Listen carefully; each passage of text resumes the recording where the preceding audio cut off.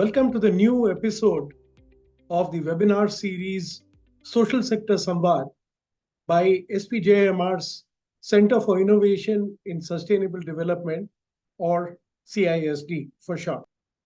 In the webinar today, I'm delighted to introduce another subject matter expert, Deepankar Panda. He will cover in great detail a topic that is creating a lot of buzz in the social sector lately on research-based impact measurement and management, a step-by-step guide for social sector interventions. Deepankar Panda is a development sector professional with expertise in product management, social innovation, and strategy. A co-founder at ImpactDash, he specializes in technology-based solutions for impact measurement and management, which is the topic today. He has also co-founded goodliving.eco, a nonprofit that aims at enhancing climate resilience in rural communities, particularly in housing.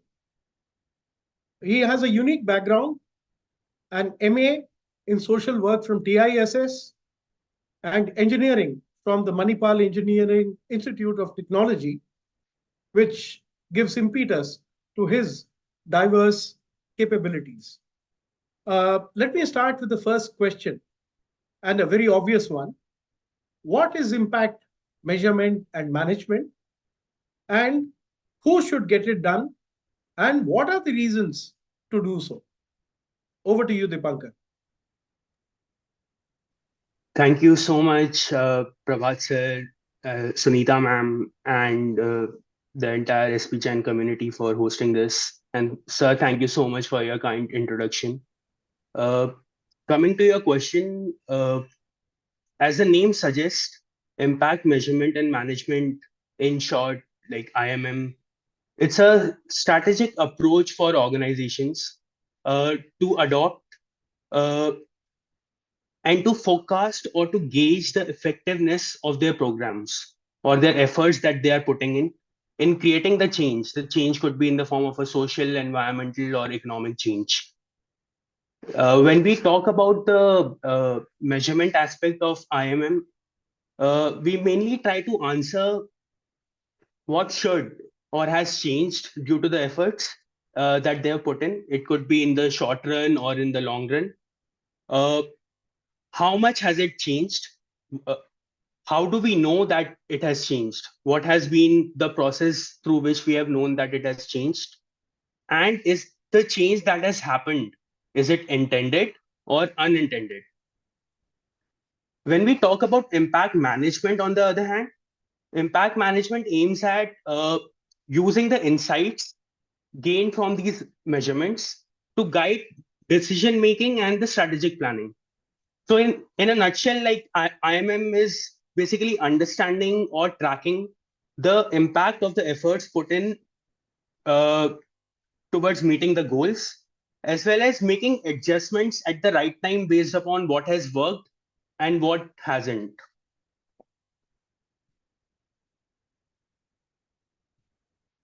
So if I come to your other part of the question, which was mainly about who should get impact measurement and management done and why. So in today's times, as the topics such as sustainability and ESG are getting a lot of popularity, consumers, employees, and investors are increasingly expecting organizations to be aware of and responsible for their actions and for their broader impact which they are creating. So IMM is relevant for all organizations, if you'll ask me, but it's particularly essential for the organizations that have some form of bringing social and environmental impact as part of their mission. For example, let me talk about some of the type of organizations that we work with ImpactDash. These include CSRs, NGOs, startups who are like social purpose or climate or the startups working towards solving the problem of climate change. Even impact investors and government and aid agencies for that matter. In fact, sir, at this point of time, let me try to pull some visual aid, which will help me uh, explain this better. Let me share my screen. Just give me a moment, please.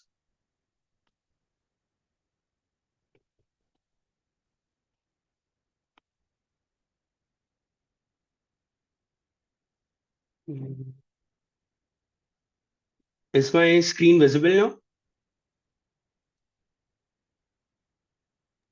Yes, visible. Okay. So the first category that we are looking at are funders or investors. So these are either the corporate CSRs, impact investors. It could even be a government agency as well who is putting in money into bringing some form of a social or environmental change. The primary motivation over here is to demonstrate the effectiveness of the efforts that they have put in, effectiveness of their initiatives to multiple stakeholders involved. It helps them into making better decisions. Now these decisions could be in the lines of informing them how to make better grants, how to invest their money in a better manner to get more returns in terms of the social impact. How can they timely pivot or get an exit, especially in the case of an impact investor? It also helps them in meeting certain regulatory compliances. So in India, the CSR policy says that any companies with a minimum average CSR obligation of rupees 100 crore or more in the immediately preceding 3 financial years, plus companies that have CSR projects with an outlay of a minimum of 1 crore have these are the kind of projects which are mandatory to go through an impact assessment projects process. Coming to the next category, who are more of the builders like NGOs and Deepankar, just a quick clarification on the previous slide. You said yes, 100 crores. It's 10 crores, right? 10 CSR crores, 10 obligation crores. of 10 crores is the qualifying figure. Yes, yes, I might have got it said it wrong. CSR obligation of 10 crores, minimum CSR obligation of 10 crores, and the project outlay should be a minimum of 1 crore. So it's a mandate. But in other cases as well, they are free to take up impact assessment on a voluntary basis. Thank you for correcting me, sir, over there. Uh, Coming to the next category, which are NGOs and the social purpose businesses or the startups, they also share a common goal where they would also like to demonstrate the effectiveness of their efforts which have been put in. It also helps them in fundraising. So if an NGO is going with a proposal which have a very clear cut plan to measure their impact, and the same is the case with the startup. It really helps the funder to evaluate them. It also helps the builders to make better decisions and, as I said, like pivot at the right time without wasting any resources and time. So recently in the news, like we have seen how social stock exchange has started in India, and there was this one non-profit from Bangalore who has raised fund through it. So the mandate of the social stock exchange in India also encourages NGOs to adopt to robust impact measurement and reporting practices. This ensures transparencies and accountability.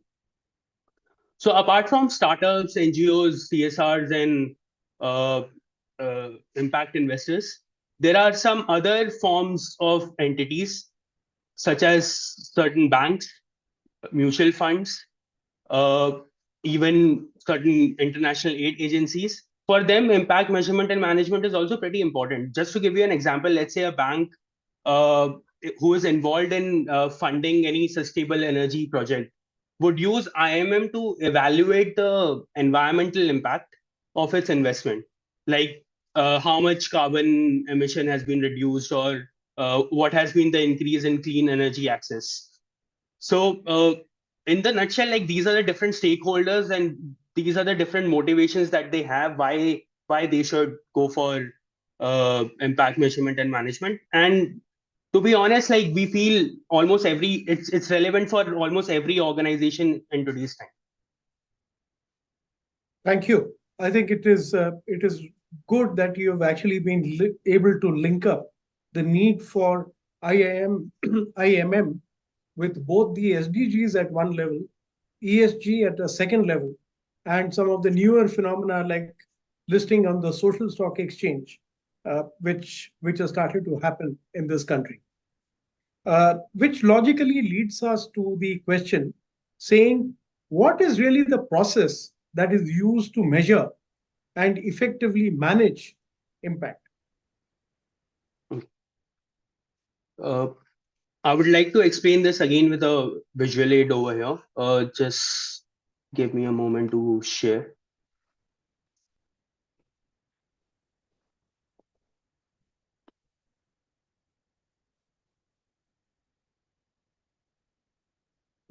So when we talk about the process of doing IMM, uh, personally for me and with ImpactDash as well, we are very strong proponent of doing IMM, which is deep rooted in research methodologies.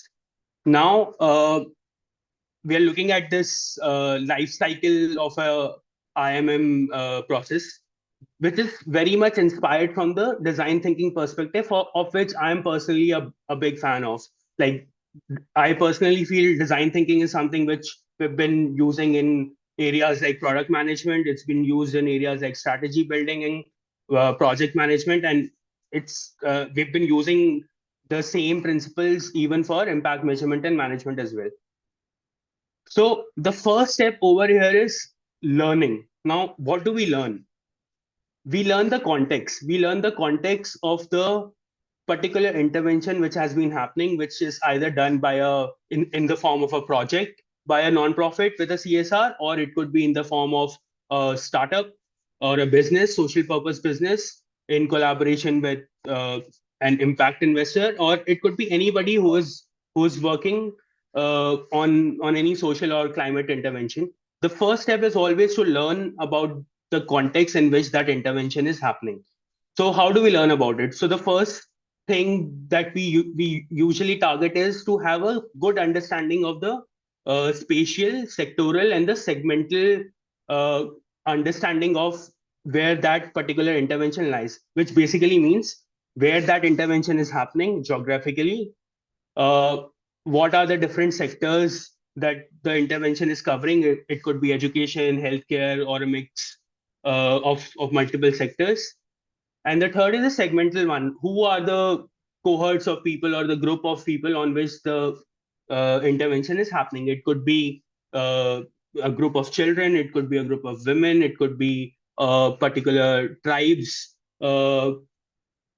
Once this understanding is derived, it's always essential to come up with some form of a problem tree or a solution tree. So let me give you an example. Let me explain these two with an example. So uh, this is a problem tree and a solution tree that we worked upon, which is related to an agricultural based project. The project was mainly about building a resource center and a community radio to combat biodiversity degradation in agriculture and pest attacks. So the primary problem, as you will see as the trunk of the tree over here, is increased pest attack due to climate change. And these are the different root causes of it. So one of the root cause could be monocropping, it could be geographical climatic variations, it could be a weak knowledge system, it could be the land patterns, changes in the land patterns, it could be the local community dynamics. So all of these different root causes were identified by the project team over there, to which had led to this problem. And this problem has eventually led to certain effects. And it could be uninhibited crop loss, low quality of produce, ultimately resulting to some form of an income loss, uh, leading the farmer to debt. So the basic idea of a problem tree is to identify the problem, come up with it, identify what are the root causes of it and what are the effects of it. Once a problem tree has been derived, once we know like these are the reasons, these are the main causes which is causing the problem, and these are the effects which are coming out of it, the next step is to come up with some form of a solution tree. The solution tree, at the trunk you will find the main solution. At the roots of it you will find the different activities that your project should do or would be doing. and eventually the results of. So the effects part will consist of certain outcomes or certain results of your intervention that you would be working upon. So here it was mainly the major solution was strengthening the knowledge system. It was done through the R&D of the farming systems, capacity building of local governing system, coming up with a radio station on the field, and which has eventually led to certain outcomes like strong local knowledge, increased production, and so on and so forth. So, coming back to this, once we have the problem tree and the solution tree in place, it's really important to lay out some form of a theory of change. Theory of change is nothing but how do you perceive the change will pan out over a period of the time your intervention will go on. So, usually like the wide like a very wide practice is to build a theory of change based upon a logic model. So this is how a basic logic model works, which can be used to build a theory of change. Just give me a second, please. Yeah. So this is a logic model which can be used to create a theory of change. The first step is to understand like what are the inputs. uh, Inputs are mainly the resources which are needed to take an action to do your intervention. Activities are going to be different actions which will be carried out as part of your intervention. Outputs would be the immediate result of the activities that you're doing. So it's what is the immediate measurable effect of your actions are going to be your outputs.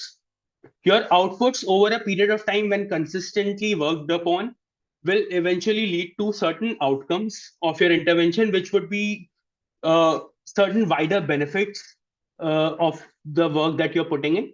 And the impact would be the long term change that we see as part of our goal. So, just to give you an example over here, sir, this is something that we built for one of our clients.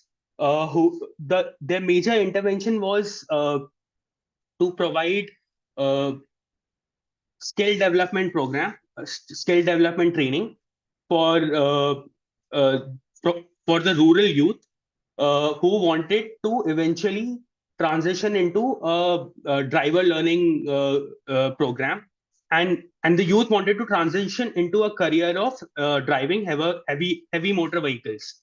So the client was from an automobile sector, and their CSR was mainly into uh, coming up with skill development program for the driver training for the youth in the rural areas. So here we not only looked into the social aspect of it, but we also looked into the business aspect of it.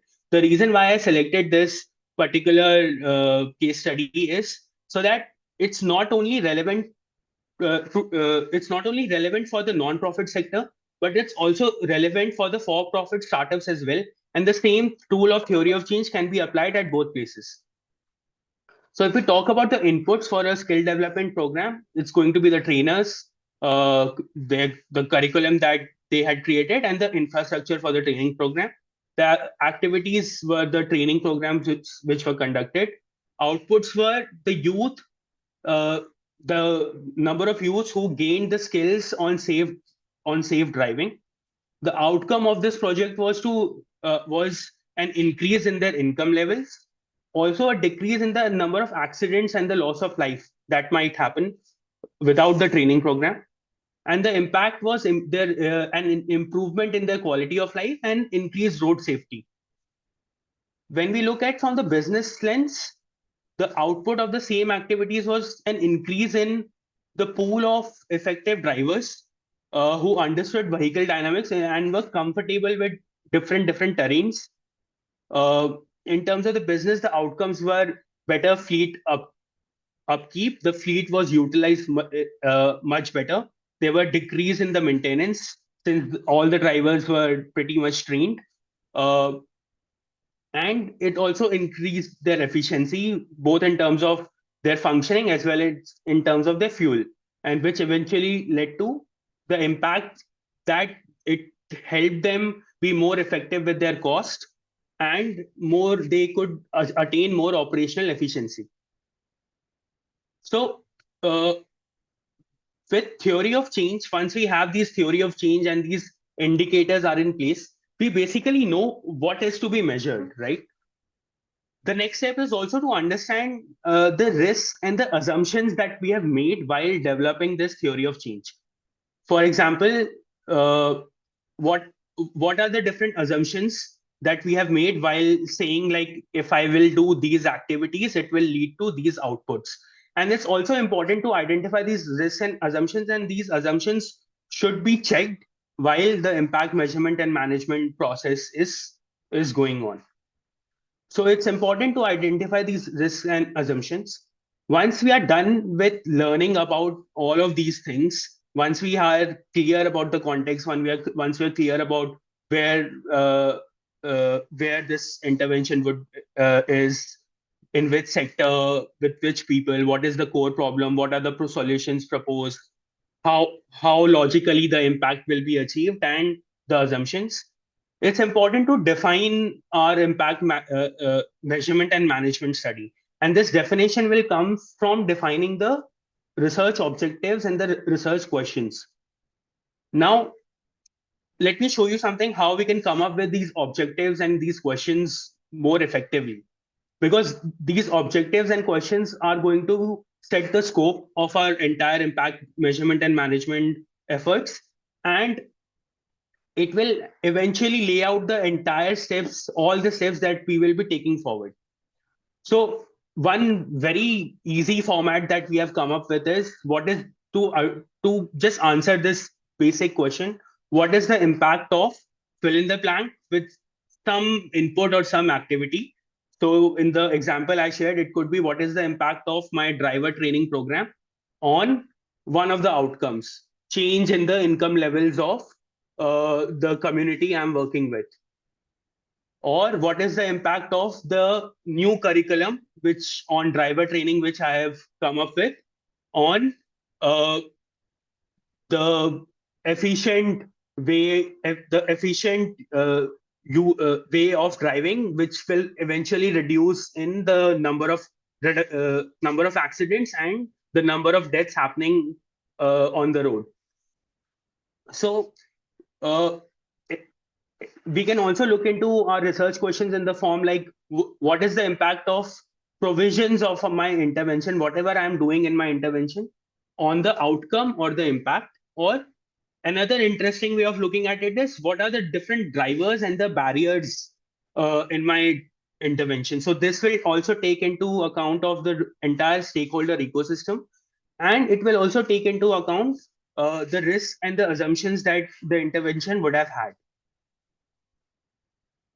Once the definition is clear, we come to the design table.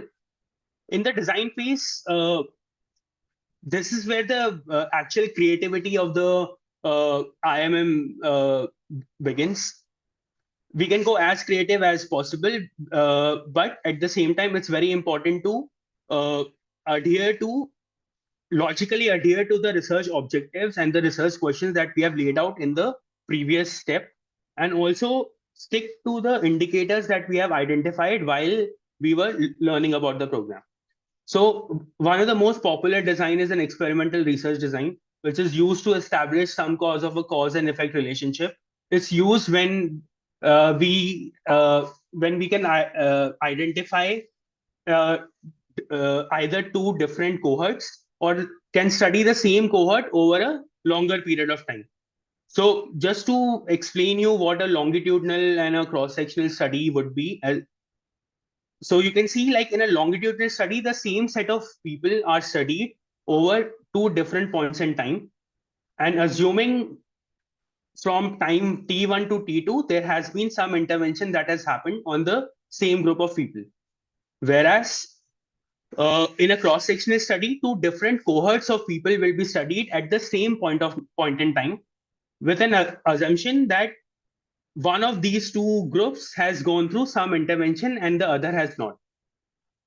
So by analyzing or understanding the differences in the indicator values for these two different cohorts, we can eventually come up with what is the impact that the intervention has caused. Another important, I would say, a design format would be to come up with some form of an observational study. which is mainly used when subjects are there in their natural setting. It's primarily we have used this extensively in cases where we are trying to understand the impact of an awareness program, which is usually done at a very large scale. Social return on investment is also another important, I would say, tool which can be used to design the entire study. This can be used both in the pre-form where we are trying to forecast the impact, and it can also be done in the middle as well as at the end of the uh, intervention as well. From here on, the next step is mainly about conducting your study, which is mainly acting and reflecting over what information you are gathering from the intervention. So this action and reflection goes hand in hand.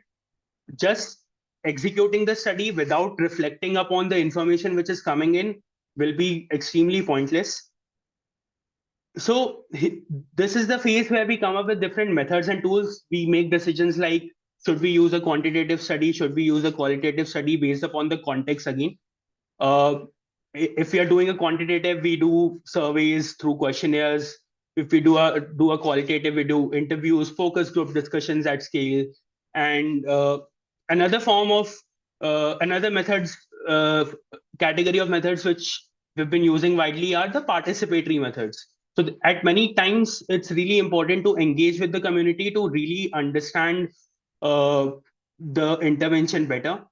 And this is where the whole idea of action and reflection comes in a very participatory manner, and whatever insights which comes in through a process of co-creation with the project team or the intervention team and the community and different stakeholders who are involved. The next step is to do sampling, data collection, analysis, which eventually leads to the next step, which is the emerge part. What emerges? The insights from all our efforts emerges in the form of different reports, different communication materials, and this is where the decision making happens. Now, this decision making should eventually feed into the first step of IMM, which is the learning phase, because based upon the decisions, the context will change, the intervention will change. And hence, this entire IMM process is not a linear process, it's a cyclic process and a continuous process. So, in short, like, these are the 5 steps where you start with learning about the context, defining your objectives and questions, designing your IMM, acting and reflecting upon the information which is coming in. You generate insights, and based upon those insights, decision making happens, which feeds into, again, back to the learning phase.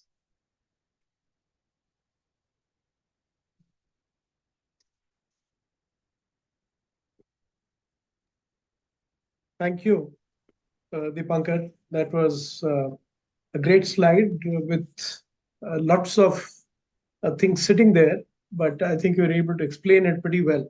Uh, I'm just referring to one of the questions here. I know it could be the subject of a whole webinar at some point in time, but there is a question by Dr. Sandeep Dahale, how to calculate SROI. Would you like to very briefly, maybe in about 2 minutes time, explain the process about SROI and how it is suited for certain kinds of impact measurement? Uh, Thank you for the question. So SROI is primarily used, as I said, like in 2 different forms. First is the pre-form, where you are trying to forecast. The next is the post-form, where you are trying to understand what has been the impact after your intervention has happened. So if I have to talk very briefly on the subject, the idea is to understand who are the different stakeholders over there, what are the different outcomes which has emerged through the theory of change, how can we quantify those outcomes in the monetary form, using certain proxies. So certain proxies are used for each of the outcome. Uh, those proxies could be in the form of, let's say, just to give you an example. So let's say if a stakeholder is putting in some X amount of time into your intervention, and because of that, some 10x amount of time is getting saved from their daily life. That what is the monetary value of that 10x amount of time? So that could be used as a proxy, and then all those uh, I would say outcomes which have been converted into some monetary form are totaled and then are studied as a ratio of the investment that has gone into the into that particular intervention, and that ratio will give me the return on the investment, the social return on the investment. And maybe after the webinar, I can share a few resources on the same as well, which can help into understanding the topic in depth. Sure. I think there was a question also on sampling from Mohammed Hamad. What is the percentage of random sampling that we take in analyzing data? Thought maybe you could quickly answer this and then we could move to my Okay. next question.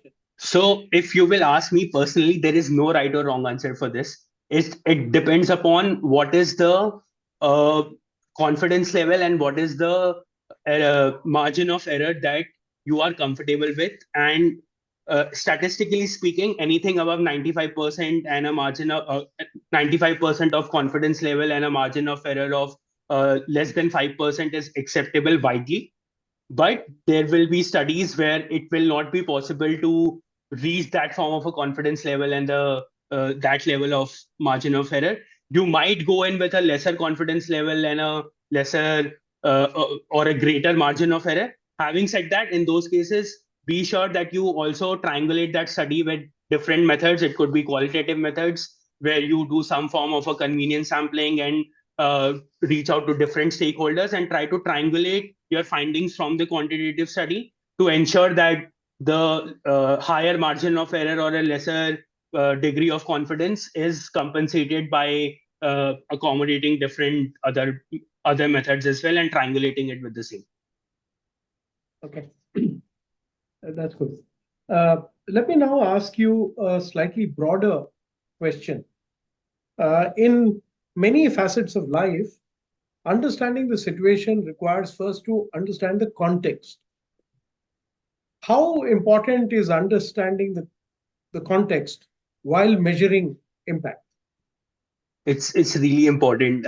It's absolutely like understanding the context is as I explained in my previous discussion as well. Understanding the context is the first step. Without understanding the context, it's really difficult to come up with the next step of coming up with objectives, coming up with the research questions, and we can't really jump the steps over here.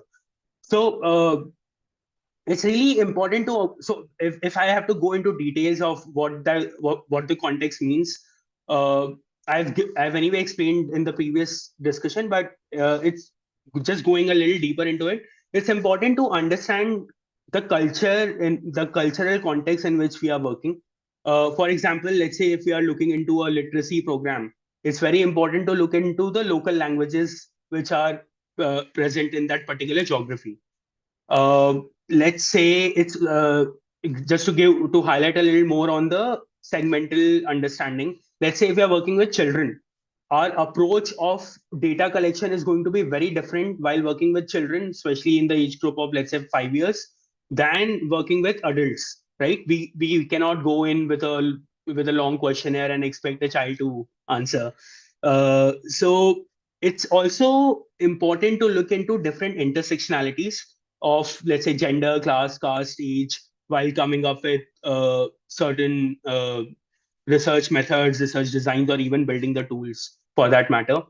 Uh, I would say even political environment also matters to some extent. For just to highlight on that, local laws and policies vary. Even in India, like you will see, like local laws and policies will vary from state to state, right? So just to give an example of SROI and the same SROI value for the same project in two different states might have two very different meanings, only because the state policies were different in the two states. So if I have to give maybe one or two more examples, geographic factors also matter. Uh, how we design our IM in a coastal region is going to be very different from how it's done in hills. Uh, it's very, in the nutshell, it's really important to look at this entire concept through a very systems approach. Uh, the entire, like all the stakeholders in the ecosystems should be understood. Uh, how that ecosystem is functioning in terms of geographically, in terms of sectorally, all of this needs to be understood, and it's very important to identify like what are the drivers and the barriers in that ecosystem as well while we are designing this. So I would say, yeah, like culture, geography, sector, uh, segment, the local policies, uh, and understanding of the entire system really helps us understand the context better, and only then we can jump to the next steps of designing the program, of like laying out the objectives and then designing the program and conducting it. Right. There is another process-related question here, and I thought I would ask you right away. This is from an anonymous attendee. Nice question. So I'm wondering why the person wants to be anonymous, but so be it. Impact assessment process involves collecting information from service users or beneficiaries. Do you think consent should be asked from the beneficiaries while the onset of the project for these interviews? At the onset of the project for these interviews, would the beneficiaries find themselves obliged to participate? Okay, so uh, it's a very specific question, but uh, and it's really important one. And to be honest, like these kind of ethical dilemmas are something which are part of uh, every research. Uh, I would even go to the next level and ask a question over here to all the researchers who have joined. Should the beneficiaries be paid for the time that they're putting in? So these are the kind of ethical dilemmas which should be taken into consideration. Uh, there is no one answer over here. In at every step, yes, consent is 110% important and should be taken.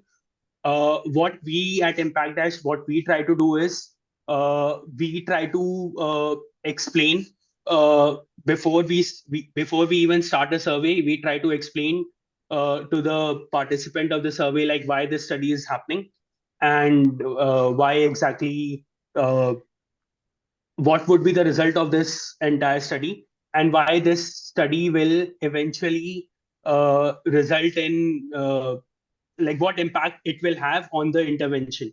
So in my experience, like 9 out of 10 times, the participant or the person beneficiary of the program would not say no to be to be an active participant in the IMM program. But in case if they are not comfortable, you should respect their opinion and should move on to the next. Okay. Let me ask you another question before from the ones raised by the participants before I move to my question. This is from Anujesh Mathur, who says measuring impact in the health domain, maternal, child, or reproductive health, seems to be challenging. Can you also share some guidelines for this domain? Okay. So, uh, firstly, it's challenging, yeah, yes, but at the same time, it's really important to understand why is it challenging.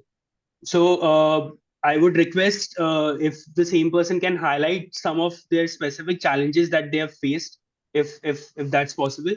Uh, I could answer this better. Okay, fair enough. I think we'll wait for Anujesh to maybe put in a second question with a little more of details, and then maybe we'll come back to you, Dipankar. So let's move to the question which I'm sure must be bothering a lot of people on the participant group, whether they work in CSR organizations or whether they work in NGOs. What are some of the common mistakes made by organizations while measuring impact? And more important, how can these be avoided? First and foremost, not having clear or relevant objectives or research questions is really going to make your impact measurement and management program to take a downfall. Having those clear objectives and relevant research questions lies at the core of it, because on top of it you will end up defining the scope of what you will be doing. Next mistake which I have mostly seen and also at times committed when I just started working on impact measurement and management, was having a clear logical alignment with every step uh, as part of your IMM study. So let's say if you are coming up with certain research objectives and questions, and your next step is you're designing your methodology should be in sync with your objectives. The methods that you're selecting should be in sync with your design.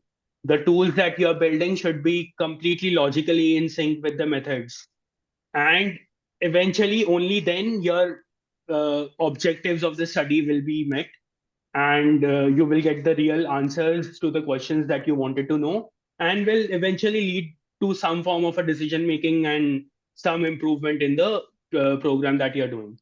So having clear objectives and a very logical alignment between different steps of IMM is very critical.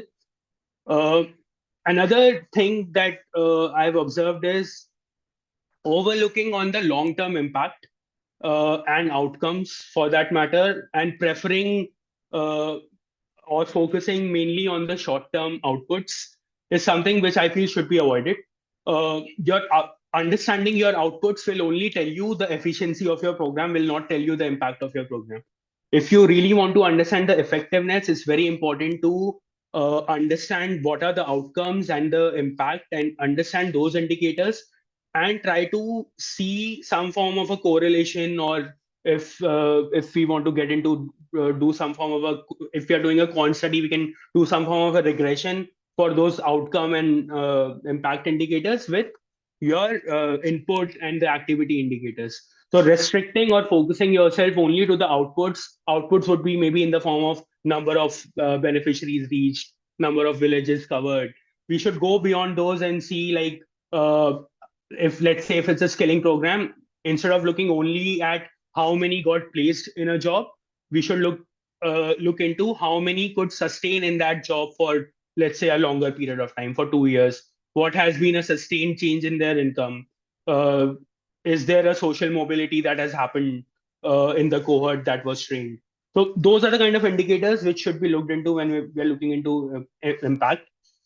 Another thing that comes to my mind is we should not overlook the negative outcome. So at times we are very much focused on the what is the positive outcome that our intervention is bringing. We should also look at the negative outcomes as well. It's because those negative outcomes will hold the risk of for your intervention, and it's very important to address those negative outcomes on time. Just to give an example, let's say if setting up a factory, let's say if a startup is setting up a production factory in a in some rural geography, and if that factory, yes, the positive outcome could be it could be generating employment, but it might, if it's degrading the local environment over there, then it's something that should not be ignored. It should be identified and addressed whenever possible. It's also important to, it's again like my I would say my pointer would be to capture relevant data. Like, don't capture anything and everything. Capture only what is relevant to your tools, relevant to your methods, relevant to your design and the objectives. And not including I would say like the entire ecosystem of that intervention as part of your IMM is also going to be a mistake, because you might end up losing onto some perspective of an important stakeholder who might be part of your intervention. So I guess these are the few mistakes which I feel should be avoided while laying out an IMM plan. So that's very useful. Um, I would also like to ask you a question as to what is the right time for measuring the impact on a particular project. And I'm doing so also linked to a specific question which I see on the chat. Again, this is, I don't know whether it is the same anonymous attendee or it's a different one. But the question asked is how to show impact of short funded 6 months to 1 year projects.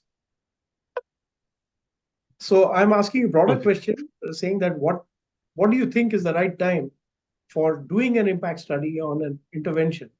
And second, the specific question here: how to show impact of short-funded 6 months to 1 year projects? Okay. So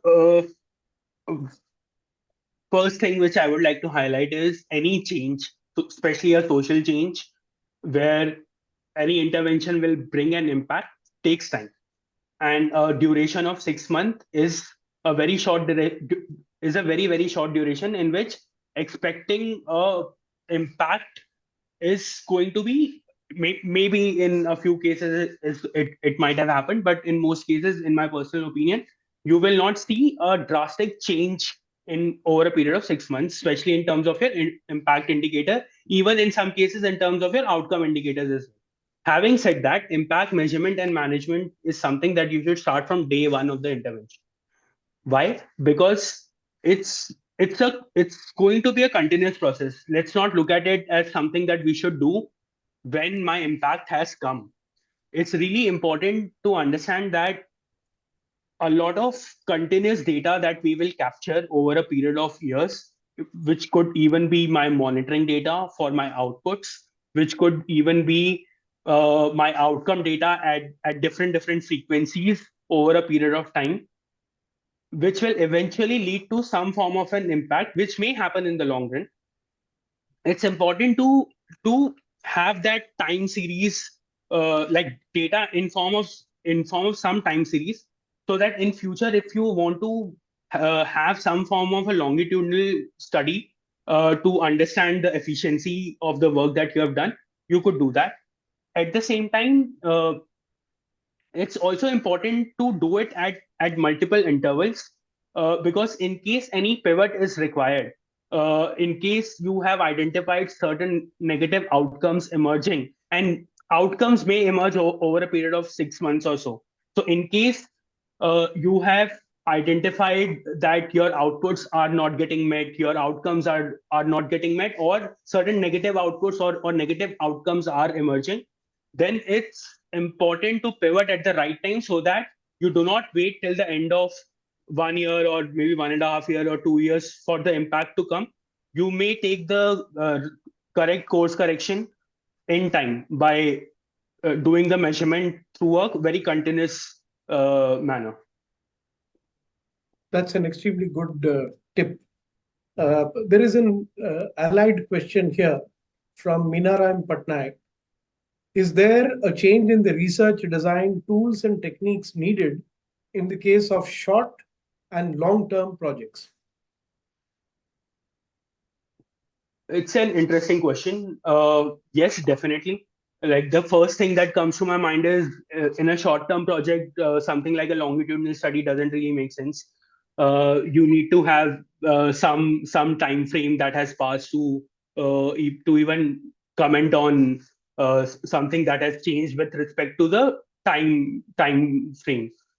In the short term, if we have to do a study instead of a longitudinal or cross sectional one would work better, where you can come up with like two different cohorts or multiple different cohorts, need not be two. Uh, one of which would have gone through some form of an intervention and the other would have not.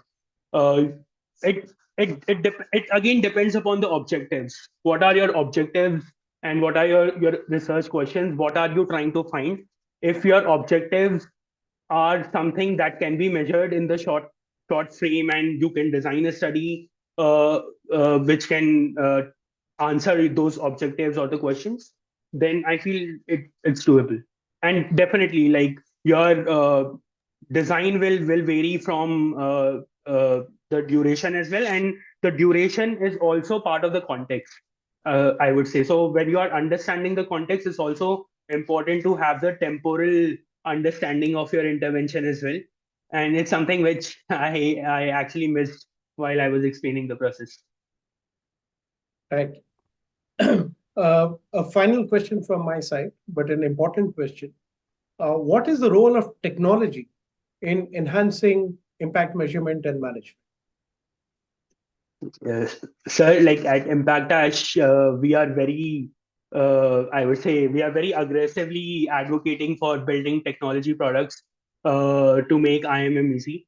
Uh, we have a flagship product called Impact One, which is an MIS platform for any social and climate initiative. Uh, so first and foremost, like uh, any MIS or any technology product serves as a central repository for a data management process, and it breaks the silos. So breaking that silos of information is really important for IMM. Right now, our observation is like a lot of data is there which people know, but they know intuitively, or it's very much restricted to certain individuals. So a person who's working on the field might be aware of a lot of things that the person sitting in the office might not know. A lot of this information flow is not streamlined. A lot of information gets lost when the information flows from one individual to another. So it's very important to have a repository of data and certain processes through which that data should enter that repository. That voluminous data that which currently resides at a diverse set of sources, diverse set of stakeholders. The first step is always to bring in that data from multiple points into a single repository, and that is where the technology can play a big role. And that information is critical at every step of IMM, even when you're trying to understand the context or you're trying to even come up with any step after that. So that's the first thing. Another thing is technology will give you a lot of power to analyze and report, and at some places even automatically generate certain reports, which will save up on a lot of time uh, and can optimize your time spent on data processing, or even which should eventually lead to some faster decision making. So let's say if without technology a decision making is happening at a time of X, with technology, since the data is coming in a more seamless manner through a data pipeline, it's getting analyzed quickly and automatically, reporting is happening automatically, your decision making time also speedens up, and you can do course correction at the right time. So that's another thing. Real-time monitoring is something which is also, I feel, uh, can be done through integrating technology. Technology can also help in communicating and collaborating with multiple stakeholders in the project to avoid any information loss as well. So, like technology can also drive more faster and easier collaboration. It can also help in meeting certain compliances. Just to give an example of our product, Impact One, it helps CSRs to comply with the regulatory rules that Ministry of Corporate Affairs has come up with by generating certain automated reports through which, like which they can submit it to the MCA to fulfill their compliances. Uh, I would say like it's something data integration and data management is one aspect of it. Uh, in addition, let's explore a few specific technologies. I would say something like generative AI or even blockchain for that matter, which are really changing the landscape of how research and impact measurement and management is being done. Uh, if I talk about blockchain is a technology that uh, holds that is being built on the principle of transparency, accountability, and trust, right? So the data collected through a blockchain process, on a product that is built on blockchain, will bring in that form of a trust uh, and the transparency, and will also provide an authenticated data, and the insights that will come through it will be definitely way more valuable. If I talk about the generative AI part, maybe I can give you an example. Like in the last 1 month or so, like I and my team have been working on something called as an Impact GPT, and this Impact GPT is something which we have built on top of the OpenAI plugins of ChatGPT. So if you'll allow me, I'll just share my screen and quickly show you how this works. And it's a good example. We feel that how the future of technology lies in when we especially look into impact measurement or the entire social and the environmental sector. So is my screen visible? Yes, it is. Yeah. So let's try to see what this impact GPT can do. Let me ask this to please create a theory of change based on a logic model for a skill development program. So let's see what it shows.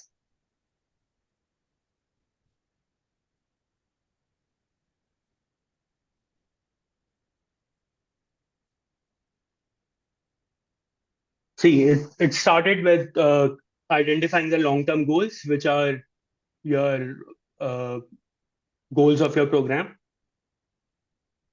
Then it talks about determining inputs, activities, outputs, short-term and immediate outcomes, and the long-term outcomes. Interestingly, it also mentions assumptions and the indicators, and it's also talking about how the same can be used for monitoring and evaluation. So it's just one of the examples which I wanted to show. Another thing which that we've been training this model on is uh, it can really help in data analysis, and anybody, even if that person is not very comfortable with quantitative analysis, that person can use this for any form of data analysis. So I had downloaded a few data sets from the World Bank website previously earlier in the day. So I'm just uploading these data sets over here. And what I'll do is I will try to ask Impact GPT, please analyze these data data sets for me. Uh, Create a visualization to show. So this data set is on carbon emission of different countries from uh, I think over a period of last 40 years or so.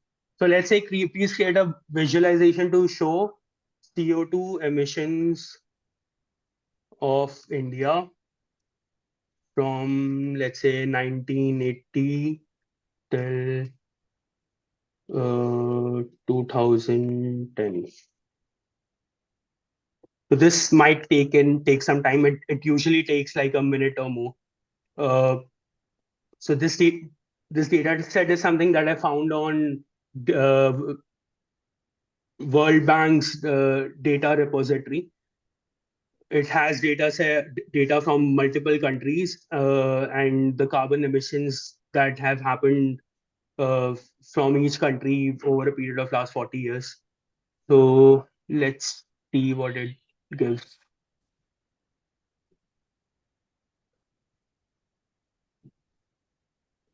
While the data is coming along, could we take a question? Ah, Yes. okay.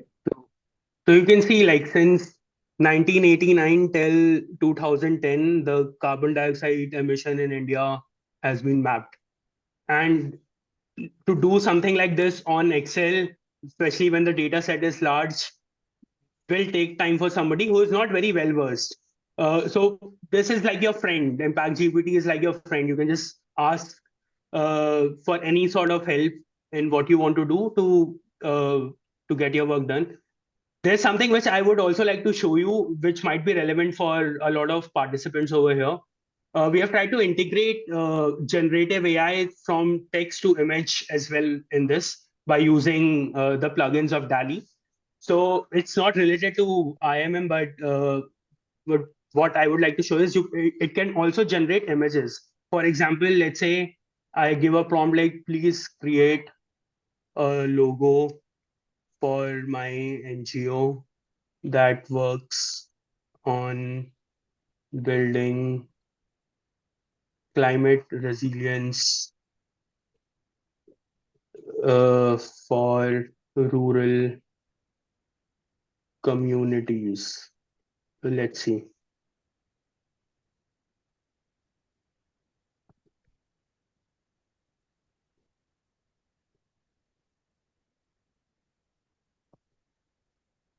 So this might also take a minute or so. So maybe we can take that question, sir, that you were talking about. Okay. This again is an anonymous question. It says majority of the impact measurement tools and methodologies. Maybe we should see the image first. Yes. So yeah, like it's pretty decent, and you can try out multiple one. You can regenerate it, and it'll even give you a synopsis on what the logo is about. So I believe like this Impact GPT will be available on Chat GPT store very soon. So Chat GPT would be launching a Chat GPT store maybe this week or next week. Maybe all the participants, we can shoot an email and share the link once it's available so that they can explore. Oh, that will be wonderful. I think. Thanks for bringing in a little exciting stuff towards the end of the uh, webinar. So the question I was asking you is again anonymous. Majority of the impact measurement tools and methodologies focus fully on the beneficiaries and do not touch upon the compliance status for implementing agencies under various laws and rules, which I feel is a great factor for converting opportunities. Do you think this is relevant? If so, how can we go beyond manual methods? Okay. Yes, it's relevant. Doing due diligence for every single implementing agency, not just why only implementing agency. I would say due diligence for every single stakeholder should happen as part of any intervention. So we have solved this bit as part of our Impact One product, which has a detailed module on due diligence for NGOs that different CSRs use, where on the product, like NGOs can come in, they can share in their relevant documents, for example, their financial audit reports, their annual reports, their other compliance statutory documents like 8TG certificates, 12A, their trust deed, and so on and so forth. And the the due diligence happens on the platform. For that matter, even when I would say the assurance is conducted by different consulting agencies for these CSRs. They use our platform to go through this level of information which is needed for due diligence. Going forward, technology will play a big role in it. That's my opinion, especially blockchain-based technologies. a lot can be done on a blockchain stack that can really fast speeden up this entire process of due diligence and will make all of this information more transparent, more in a more accountable manner. Okay, thanks. A quick question. Is Impact GPT similar to Chat GPT or part of it? This is being asked by Darshit Patel. It's similar to ChatGPT. It's been built on the same OpenAI model, OpenAI plugins. Uh, it's the only way it's different is it's been trained specifically on the data sets from which are from social or climate sector based initiatives. So a chat gpt might not be chat gpt 3.5, chat gpt 4 need not be able to give you such specific answers. uh, chat gpt 3.5 and 4 might end up hallucinating certain answers for you, which might not be authentic or relevant. And it has been a common drawback which has been highlighted, like hallucination happens on such generative AI platforms. Impact GPT is something that we've been training it on our own data sets, on the data set which is publicly available. And due to that, the hallucinations would be minimized. And but the tech stack behind it is the same. So, thank you very much, Deepankar. On behalf of CIST, a great appreciation for you for the wonderful presentation on the impact measurement and management. I'm sure your rather easy presentation style has gone a long way in demystifying impact measurement and to make practitioners anxiety free when they either need to participate in or manage such an activity. CISD in SPJMR is indeed delighted to bring expert development professionals to participate in this effort to reach out to NGOs with relevant knowledge and to help them succeed in their efforts. Besides our expert Deepankar Panda, co-founder of ImpactDash, I would like to thank all the participants on this webinar series, Social Sector Samvaad. बड़ी संख्या में आपकी भागीदारी ने हमें आगे कई और वेबिनार आयोजित करने और सामाजिक क्षेत्र की क्षमता निर्माण में योगदान देने की जो ये कोशिश है उसको जारी रखने के लिए प्रोत्साहन दिया है। ये एक्टिविटी CIST के लिए बहुत महत्वपूर्ण भी है। I look forward to meeting you soon in our next episode of Social Sector Samvaad. धन्यवाद. Good evening to you.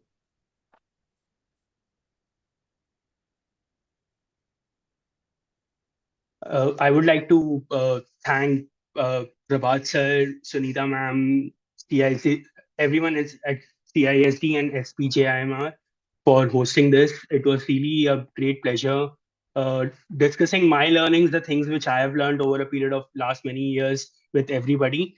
I have also dropped in my mail ID in the chat. If anybody would like to connect, if you have any more questions, can be routed over here or with the SPJIMR team, and we will be happy to take them up. And we will work on a list of resources, and maybe the same will be shared with you in a week's time at max, which can really help you in your journey towards impact measurement and management. I wish all the best to everybody who are on their journey towards bringing some form of a social and climate change and are part of this. Thank you. Thank you again, Deepankar and the ImpactDash team.